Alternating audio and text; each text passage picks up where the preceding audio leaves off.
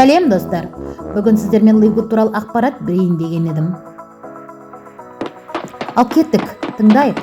Бірақ неден бастайтынымызды анықтап алайық. Неден бастаймыз? Әрине таныстырудан.